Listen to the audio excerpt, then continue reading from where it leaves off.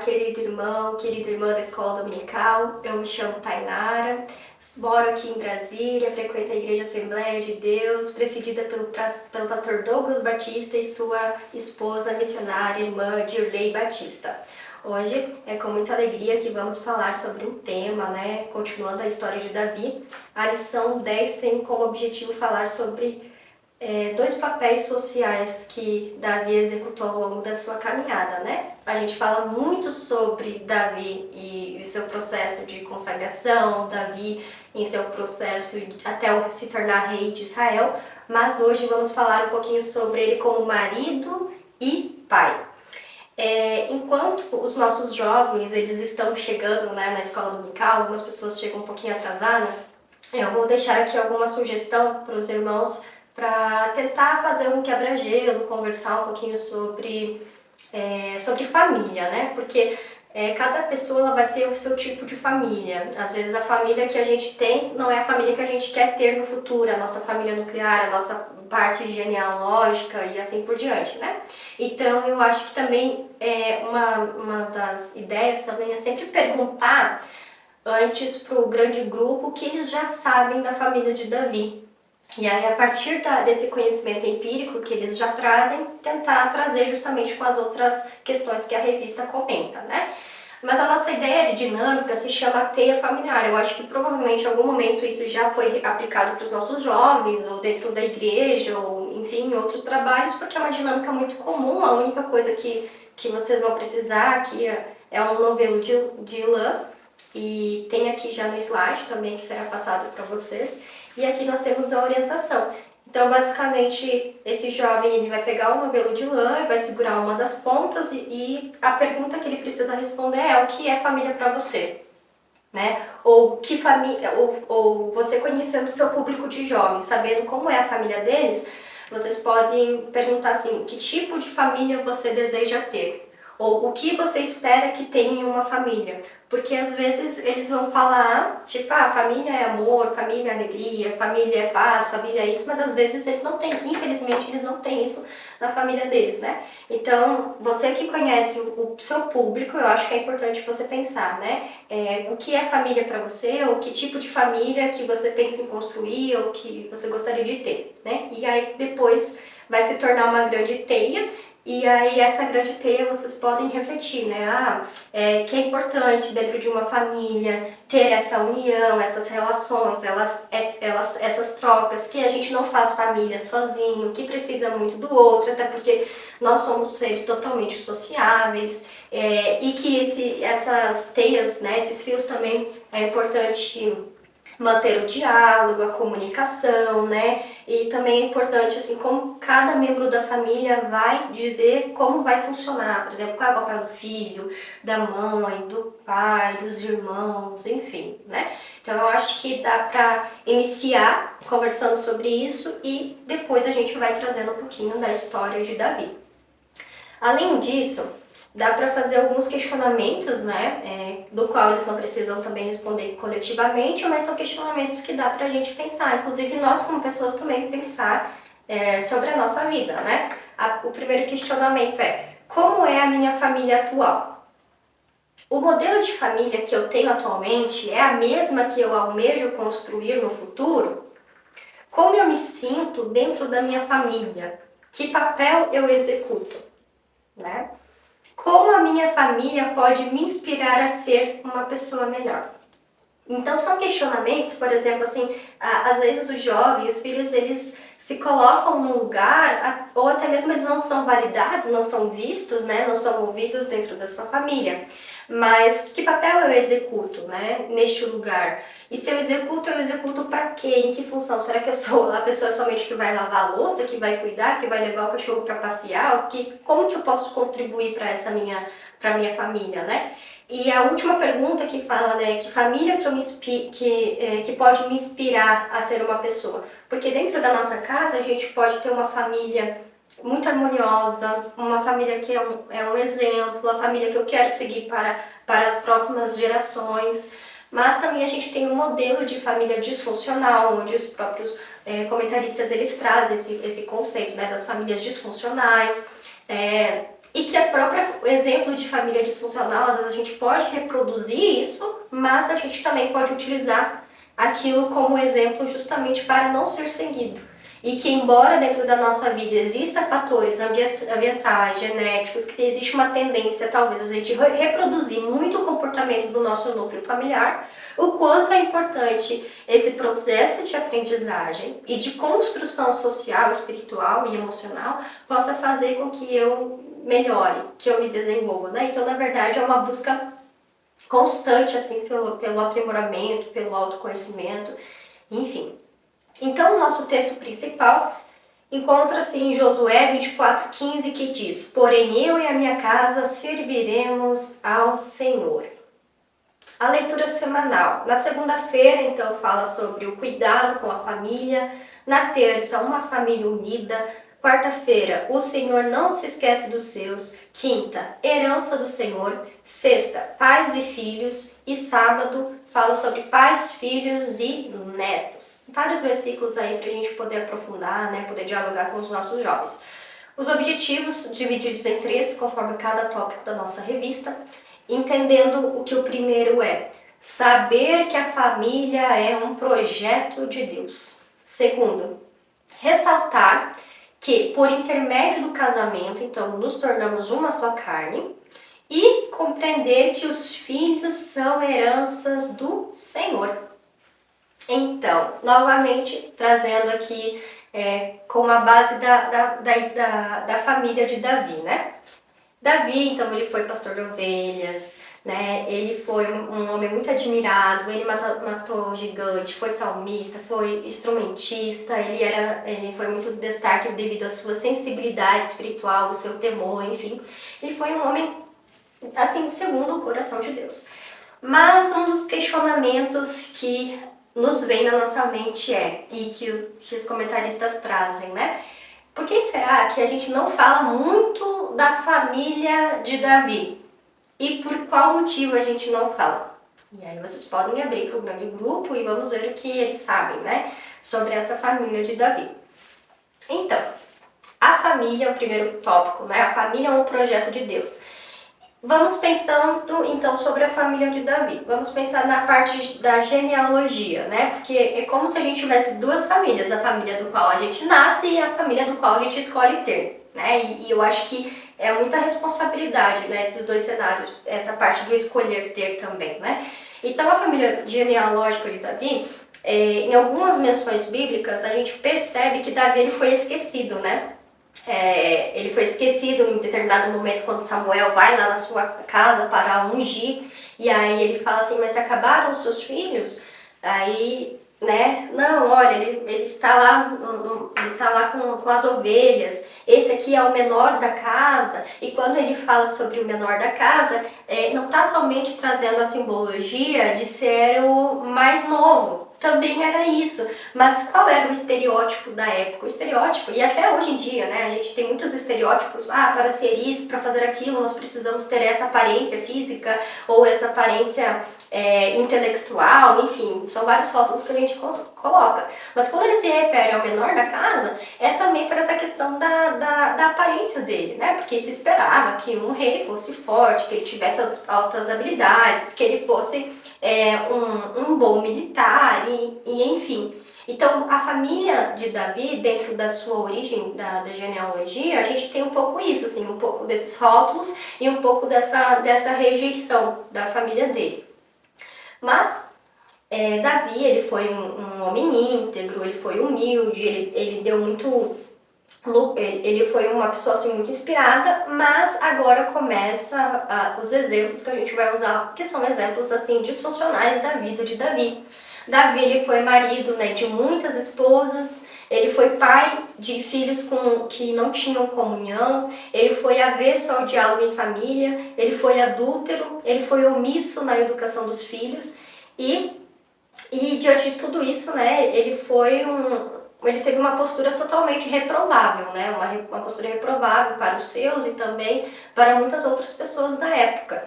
Mas, usando essa ideia, né, da história de Davi, a gente pode aprender várias lições. Por exemplo, os autores aqui, eles dividem em 4 itens essas lições. O primeiro é que não adianta termos êxito em tudo, você pode ter uma grande carreira profissional, você pode executar tantas coisas e etc, sem referência aonde você for, mas a nossa família for um fracasso, isso vai ser muito complicado emocionalmente, enfim. Então essa é a primeira lição, que a gente precisa ter uma família e um cuidado familiar em relação para que desenvolver também um sucesso dentro da nossa casa, né? A segunda lição é que mesmo um homem escolhido pelo Senhor, ele é sujeito ao pecado. O terceiro, a falta do diálogo na família provoca desentendimento. E o diálogo é uma coisa eterna, assim, eu acho que muitas pessoas têm dificuldade de comunicação, né? São algumas limitações. Uma coisa dentro da nossa sociedade é o que eu falo e a outra coisa é o que a outra pessoa entende, né? Por isso que se a gente escrever um texto no WhatsApp, às vezes a pessoa vai ler com uma intensidade, com um outro tipo de tom. Às vezes eu vou gravar um áudio, aí a pessoa vai conseguir ver a minha tonalidade. Enfim, e a comunicação dentro da família também é muito difícil porque existem lugares diferentes, né? Histórias diferentes, culturas diferentes, então isso é um grande desafio. E que pode causar muito desentendimento. Outra coisa que eu também falo bastante é que a gente precisa aprender a separar o que é meu e o que é do outro, porque às vezes a gente projeta no outro coisas que são minhas, queixas que são minhas, e aí isso vai gerando mais desentendimentos dentro da família. O 4 item fala que a ausência da disciplina por parte dos pais contribui para conflitos familiares e a criação de filhos frágeis e imaturos, e entre outros, né? A paternidade, existe uma figura de liderança dentro do seu lar, né? E se a gente for pensar sobre teorias de liderança, existe, por exemplo, a liberal, a democrática e a autoritária, né?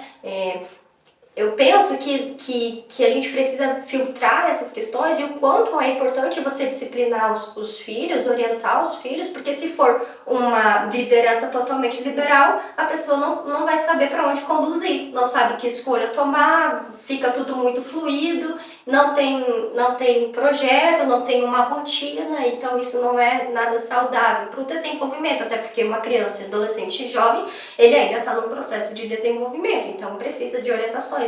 E a gente espera essas orientações de quem? Dos adultos, né? Se for uma questão autoritária também, isso não é nada saudável. Se for democrática, é uma questão mais coletiva, mas também é muito importante entender qual é o cenário da família e qual é o pai, né? Qual é a representatividade e trazer esse olhar também, que é importante ter a figura paterna, materna e o respeito. Então, por isso que dentro do núcleo familiar é importante que cada pessoa entenda o seu papel. Então aqui nós temos algumas lições, né, alguns exemplos da história de Davi, que foram declínios aí do marco da sua história familiar, mas que talvez você em casa deve estar pensando, nossa, mas tudo isso Davi fez, ou a gente talvez tenha algumas ideias de pré-julgamento ou alguma coisa, mas a gente tem que entender também que existia uma integridade de Davi, e existia um temor de Davi. Mas em relação a familiar, realmente teve muitas questões disfuncionais. E outro tópico também que precisa ser lembrado, que os comentaristas trazem, que é que mesmo diante a tantas dificuldades, convém destacar que a família de Davi, ele é um participante na linhagem do próprio Messias, ou seja, do próprio Cristo. A promessa veio desta linhagem, né? Enfim, a promessa de um reinado que não teria fim. Indo para o nosso segundo tópico ainda, fala sobre a família, nossa base. Então, nós temos o primeiro tópico que foi a família de Davi. Agora nós precisamos entender que existe uma família que é a nossa base. Então, a família, ele é um projeto de Deus. Ele é um projeto de Deus para abençoar a todos nós. Então, na família, nós não nascemos prontos. A família é uma instituição, a família é uma instituição que forma pessoas, que forma caráter, que educa, que ensina, que traz valores. Então, além disso, a família é um lugar que deveria ser seguro, protegido, deveria ser um lugar que nos traz preparo para diversos desafios da vida, né? Outra questão que é importante também trazer aqui é que cada um de nós é diferente, porém todos nós somos frutos das mesmas histórias, valores que formam o seio familiar. Eu também escuto muitas pessoas falarem assim que mas os filhos são diferentes, a personalidade deles são diferentes, mesmo sendo até filhos gêmeos, viveram a mesma gestação, o mesmo pai, a mesma mãe, o mesmo processo de educação, mesmo assim são personalidades diferentes. E aí a gente precisa entender que nós somos modelo biopsicossocial, nós somos biologicamente formados, nós temos questões hereditárias, genéticas, nós temos toda essa questão biológica que está acontecendo, mas nós também temos a nossa psique, a nossa questão psicológica e social que também se forma neste cenário familiar, neste ambiente, né? Só que, no entanto, devido a essas adversidades, nos dias atuais, nós temos visto cada vez mais famílias disfuncionais, adoecidas e totalmente traumatizadas. E entendendo, assim, que eu achei muito interessante quando os comentaristas eles finalizam esse tópico, né, que a família é a nossa base, eles trazem que tratar traumas, desfazer sentimentos de rejeição, de questões da alma são muito complexas, né? Davi, ele teve essas questões também complexas no desenvolvimento dele, mas que eles também, eles orientam assim que a gente possa tentar olhar para essas dores, né? Que a gente possa buscar, por exemplo, em oração, buscar a Deus, buscar por amigos próximos que possam nos consolar, né? Como Davi na sua vida teve Jonatas, teve Samuel. Então a gente ter essas referências, e ele também cita aqui, né, na escrita, que é importante ter um profissional relacionado à saúde mental para poder cuidar dessa família, né, dessa alma que também está tão adoecida. E o terceiro tópico desse primeiro momento fala que a família ela é criada para a glória de Deus. Então, ao criar o homem, Deus já havia projetado uma ideia de família, né? E ele criou o homem para que seja um lugar de propósito, de comunhão, de bênção, de que a gente busque fazer cada vez mais as coisas boas desse mundo. A família ela foi criada por Deus porque ele entendeu que não era bom que o homem vivesse só, né? Quando ele cria Eva para Adão, porque nós somos seres sociáveis. Algumas pessoas são mais introvertidas, mais caladas, são pessoas mais tímidas, são o estilo de vida de cada pessoa, são as questões subjetivas de cada um, mas que nós possamos sim ter pessoas sociáveis, né? Porque nós somos seres sociáveis. No entanto, aqui os comentaristas trazem, né, que embora exista uma família para a glória de Deus, ainda hoje, no tempo pós-moderno, a gente tem muitas ideologias que tentam enfraquecer essa estrutura familiar, essa estrutura que Deus criou sobre a família, né? E aí nós temos vários movimentos históricos que não é somente agora, se a gente for citar, por exemplo, o período do Renascimento, ali pós-Idade Média, o Iluminismo, a Era das Luzes, quando tira o teocentrismo do meio, Deus já não passa mais a ser o centro, e aí a gente começa um movimento assim de antropocentrismo. Essas ideologias colocam o homem como centro do universo. Existem muitos projetos políticos aí tramitando pela autossatisfação, também uma sociedade um pouco mais egoísta, outros valores que a gente ainda traz desse período da história, do Renascimento, são valores, por exemplo, do hedonismo, que é o prazer a qualquer custo. Não é à toa que hoje em dia a gente vive totalmente uma sociedade alienada, onde as pessoas elas estão viciadas em prazeres, e esses prazeres que causam, por exemplo, um neurotransmissor chamado dopamina, e aí as pessoas elas ficam muito voltadas nesses contextos, por exemplo, a alimentação, excessos de estímulos, telas e etc. E aí quando a gente usa e tem o nosso tempo, a gente fica entediado, a gente fica ansioso, né? Tem um filósofo que também fala um pouco sobre isso, que o Schopenhauer, ele diz que nós vivemos uma ânsia pelo ter e o tédio de possuir. Ou seja, a gente busca tanta coisa e quando a gente tem, aí a gente fica um pouco entedioso. E aí fica um ciclo sem fim aí da pós-modernidade. Só que embora a gente fique nessa busca sem fim, essas estratégias elas não terão êxito, porque todas as coisas criadas pelo Senhor são para Ele, né? A família é para a glória de Deus. Então a gente só vai encontrar a verdadeira satisfação e plenitude, o sentido da nossa existência em Cristo Jesus. Por isso que as pessoas, quando se desviam da igreja, elas podem tentar fazer várias coisas, mas vai existir uma inquietação dentro das almas delas que vão querer retornar para a casa do Pai, tá? O segundo tópico, então, fala sobre no casamento uma só carne. Então, aqui nós trazemos uma reflexão sobre como Davi não conduziu bem o casamento, né? Porque ele casou com várias mulheres, e aqui nós temos basicamente 3 motivos do porquê que isso acontecia na época. Primeiro, porque era muito comum, era uma questão cultural do cotidiano, os monarcas antigos casarem com várias esposas para garantir a sucessão ao trono, ou seja, ter mais filhos e que fosse o primogênito e que fosse homem, enfim. Então tinha essa questão cultural que vai se estender até ali no final do período moderno, séculos seguintes. Depois existia uma aliança política e econômica também, porque quanto mais você se casasse também com outras pessoas que fizessem referência a outros reinados, a outros lugares geográficos, também tinha uma influência muito importante. E também um terceiro motivo é que você casar com mais mulheres simbolizava uma relação de poder e de riqueza. Bom, é importante ressaltar aqui também que nós temos referências bíblicas sobre isso, por exemplo, no Antigo Testamento, em Deuteronômios 17, 16 e 17, diz que Deus ele havia orientado, né, que não era bom, que existia uma certa tolerância na sociedade a esse tipo de união. Mas somente no Novo Testamento, né, que nós temos aqui que o modelo padrão ideal de casamento seria a monogamia. Então, em Deuteronômio, nós temos um alerta que a orientação era uma certa tolerância, mas no Novo Testamento a gente tem essa ideia da monogamia, tá?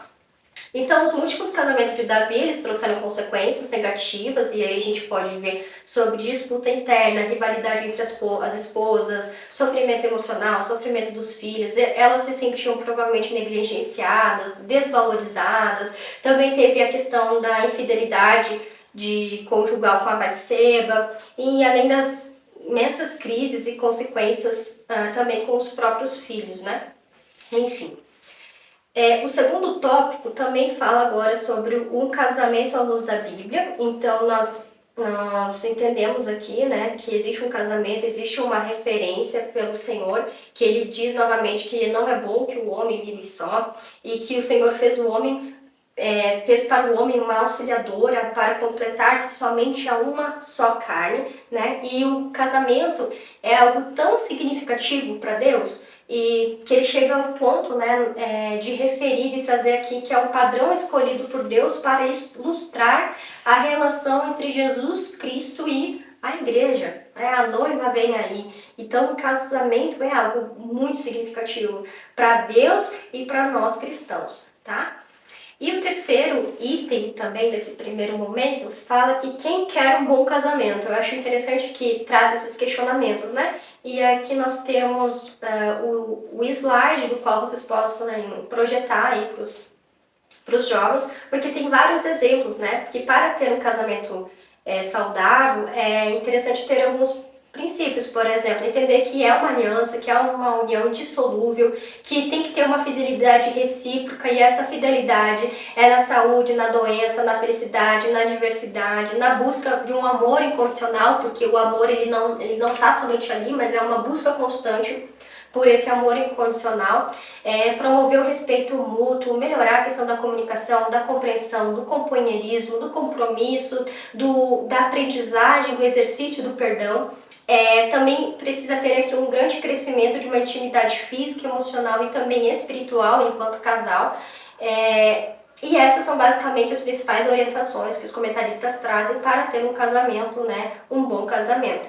E outro tópico que eles também trazem é que é importante nós entendermos que quando o homem e a mulher deixam de ser filhos, eles passam a se tornar marido e esposa. E os pais também, além de pais, eles passam a ser pais e sogros, ou sogras, e assim por diante. Então é importante entender que a partir de agora passa a ter uma relação ressignificada, e essas pessoas, né, os núcleos familiares, é importante entender que existe um certo afastamento do qual os pais, os sogros passam a ser muito mais conselheiro, apoiadores, né, e mantendo um certo distanciamento saudável, porque hoje a gente tem famílias tão misturadas que geram conflitos familiares, né? Então achei interessante também que os comentaristas trazem essa orientação. O terceiro e último tópico dessa lição fala que eis que os filhos são heranças do Senhor. Então, veja bem, no primeiro momento a gente fala sobre Davi e a família de Davi, depois a gente fala sobre Davi enquanto marido e agora a gente vai falar sobre a paternidade de Davi. Davi ele foi ausente, ele pouco dialogou com seus filhos, ele não impôs limite, ele não supria as necessidades naturais e ele mimou com muitos privilégios. E o segundo item fala sobre as consequências de uma paternidade disfuncional. Aí, por exemplo, vocês podem trazer qual é os benefícios de ter uma boa paternidade hoje nos dias atuais, que a paternidade ela tem uma visão totalmente importante dentro da família, porque traz esperança, segurança. Quando o bebê nasce, ele demora algum tempo para entender que ele e a mãe já não são mais a mesma coisa. Então, quando ele olha o pai, ele vê que é alguém, que é um diferente. Então, ele trabalha a ideia da socialização. Então, ter um pai presente desenvolve segurança emocional, a parte intelectual, melhora a questão da socialização, além dos princípios e valores, né? Como não foi o caso de Davi nessa paternidade disfuncional, quais foram as principais consequências? Aqui no slide reproduz que ocorreu um incesto e a violência de Aminon com Tamar, a vingança de Absalão matando Aminon, o golpe de estado realizado por Absalão, a tentativa de golpe de Adonias e ainda a condenação da morte de Adonias ordenado por Salomão, seu irmão. Ou seja, muitos conflitos familiares foram ocorrendo. Ainda os comentaristas, quando começam a trazer sobre esses conflitos, eles também trazem uma citação de um psiquiatra chamado Issam Itibar. Esse psiquiatra ele escreveu que existe uma herança genética ainda dos nossos cromossomos e desde o nosso nascimento a criança não só observa, mas ela também absorva o modo de viver e como somos em família. Ou seja, a criança, o adolescente, o jovem, ele vai ver o tratamento da família, ele vai ver quais são os princípios e ele vai ver que às vezes as coisas não estão batendo, que existe uma coisa contraditória e enfim, por isso que Davi, às vezes ele foi omisso, ele ia falar o quê? Por qual era o exemplo de Davi naquele momento? Ele estava ocupado talvez com as outras questões, ele trouxe muitos benefícios, ele fez muitas coisas importantes para a história de Israel, mas ele foi omisso na história, por exemplo, de Tamar, e isso trouxe algumas consequências. Por isso que em Tiago 1:22 diz que precisamos ser cumpridores da palavra e não somente ouvintes, enganando-os com os falsos discursos. E já em Tiago 2:8 diz que precisamos praticar a palavra em família e amar um ao outro. Então, nós temos aqui em relação aos filhos, né? As orientações em relação aos filhos é entender que os filhos eles são uma herança de Deus aos pais. Novamente, vocês podem refletir que na atualidade, hoje as pessoas elas estão gerando menos filhos, né? Elas estão adotando mais pets e etc. Estão com medo de exercer a paternidade, talvez porque foram ensinadas e doutrinadas que isso seria algo ruim ou enfim, mas a gente precisa entender que precisamos desprender desses valores atuais, dessas ideologias e focar também que entender que Deus, né, ele traz os filhos como uma herança. Mas, claro, respeitando cada individualidade das pessoas, entendendo que às vezes é questão de preferência, ou que não conseguem, né, ou não podem, ou por alguma diversidade, né? Enfim, os pais, eles também precisam conduzir a educação do bem dos seus filhos, e é uma ação respeitosa ao legado deixado por Deus aos pais, ou seja, precisa ter uma educação, precisa ter uma orientação, precisa ter isso aí foi um legado deixado por Deus, né? E aqui nós temos, por exemplo, eles finalizam esse último tópico trazendo a ideia da oração, que nós precisamos orar com gratidão pela nossa família que nos conduziu até aqui, a nossa família genealógica, e também interceder pelos nossos pais, entendendo que os nossos pais eles vão passar por essas adversidades, e também orar pela nossa família futura. Afinal, a gente está passando por esse processo de constituição e de escolhas. E chegamos à conclusão. Então, embora muitos foram os equívocos em sua postura, vemos também as virtudes importantes. Davi sofreu com um casamento fora da vontade divina e filhos inconsequentes, o que lhe trouxe lágrimas e lamento. No entanto, sempre teve uma postura amorosa para com seus filhos e com suas esposas.